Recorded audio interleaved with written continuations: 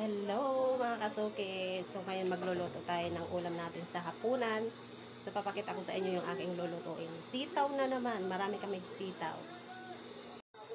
So ayan, ito yung mga rekado ng aking lulutuin. Ayan. Tortang sitaw. Ang dami kasi namin sitaw ito. Hinati na nga yan. Ayan, ito yung ibaw.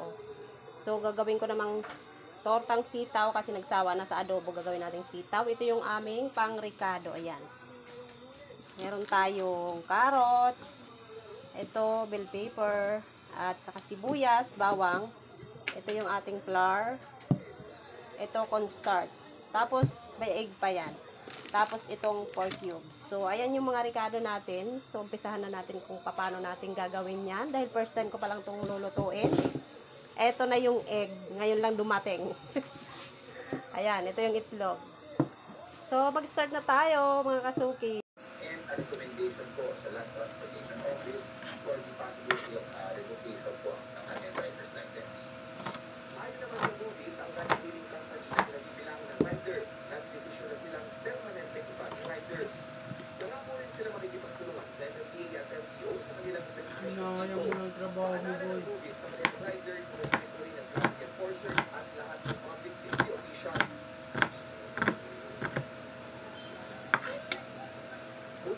Masagasaan ng isang pang-rider ang mga taunta ng sari kung bakit tulad siya ng maraming sa EDSA busway. Sa huling, itikan siya. Bukod sa rider na yan, nasa aktulan din ang mga motorista hindi autorisado dumaan sa EDSA busway. Ang operasyon ito pa dahil din ng Laguna at huli ng mga rider dahil ng kanyang pasyente. Kaliwanag ng rider. Ang pagkuhan po magkilang gamot, pagkuhan po kailang kailangan ang ito. Ito lang po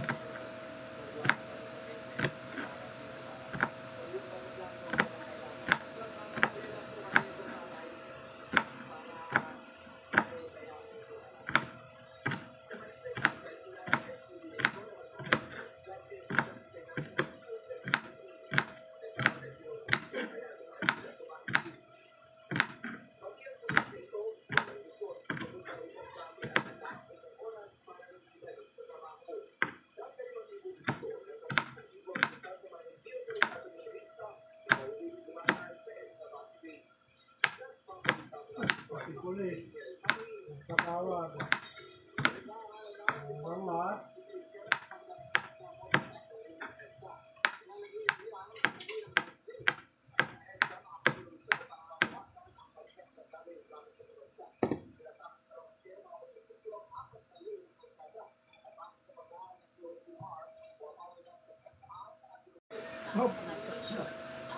hours pa.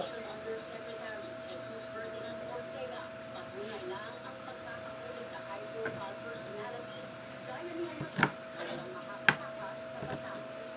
Kasunod din daw ang TikTok pagkakanda sa Instagram. Ang pag-declare, ang pag-ginalito para magpa-party. Kung struggle ko sa nakakaon, ano ba ang magpapagawa na dapat sa pagmagawa ng mga sasakyan sa sila talagang totally regulate at yan.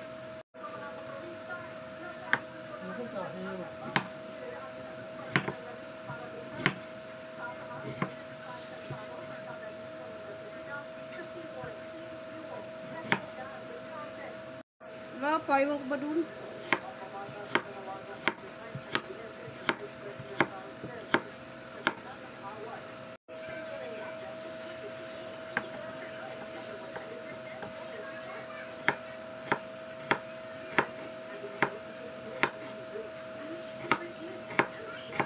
Ganyan mo.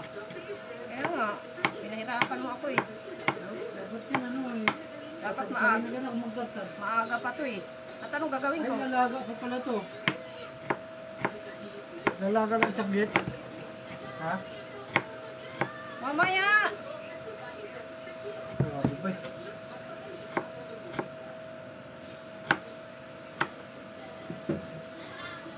Ito yung isa ng ulay ah. Dapat langit talaga ako ng sabaw. Mga bata ko, 3 years.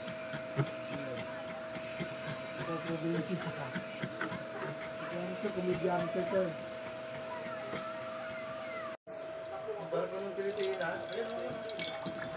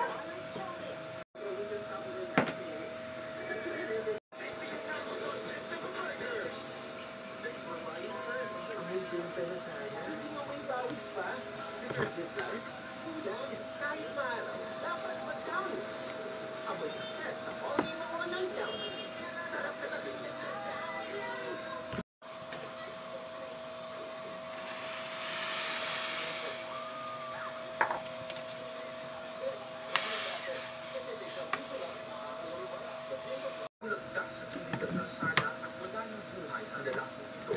Matapos pagbabarilin sa Cebu City, kinilala ang biktima na si Jewelry Jimeno, 26 anyos, isang beach sa bar. Base sa investigasyon, kinabangan ng gunman si Jimeno sa labas ng pinagkakamo ang bar. Kaya paglabas ni Jimeno, dito na siya pinagbabaril. Dead on the spot ang biktima matapos tamaan. Sa isang pribadong pag-uusap, sa pagitan lamang namin, nakita niya ng Dongdong Marcos Jr. ang mga susunod na hakbang. Hindi lingid sa kaalaman ng marami ang matagal nang namumuong bigwaan sa pagitan ng mga para naman sa miyembro ng House Majority, Manila First District Representative Joel Chua, kailangan sumuko ni Vicky Sara sa mga tirada ng kanyang pamilya laban kay PBBM. Kung hindi, Siguro dapat pagkagaling at hindi naman sila naniniwala sa liderato ng ating presidente. Ito yung Pagdahan lang po ulit. Pagdahan lang po ako para.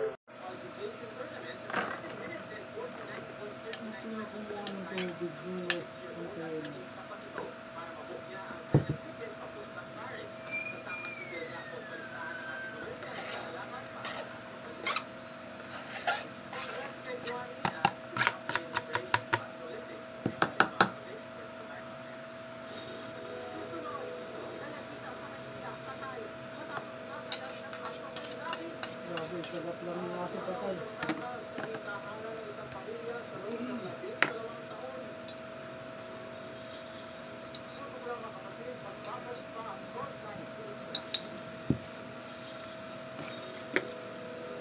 Papa paminta. Ilan? Powder.